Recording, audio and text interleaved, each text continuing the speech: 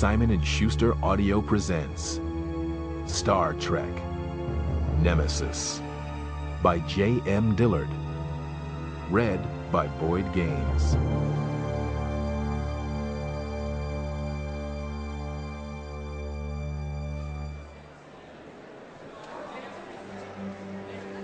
In the vast Senate chamber, Hiram, praetor and ultimate ruler of the entire Romulan Star Empire, sat in his great chair, which some derisively called a throne. The society in which he lived had for millennia been militarized, urban. Even so, the tides of nature were strongly connected to the Romulan being.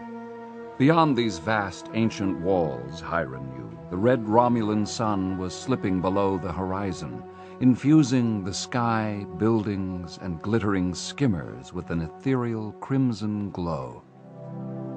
A sudden urge overtook him to desert the chamber, to leave the pontificating senators agape, to board his own sleek skimmer and flee the city that was the crowning glory of the Empire, to return to the comfort of home.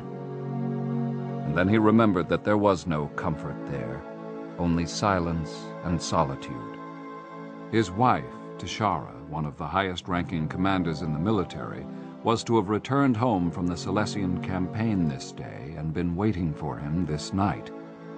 Tashara, the only one from whom he feared no treachery, the only one against whom he need not scheme. She had been killed 2 days before by one of her own centurions, who had mistaken her for the enemy.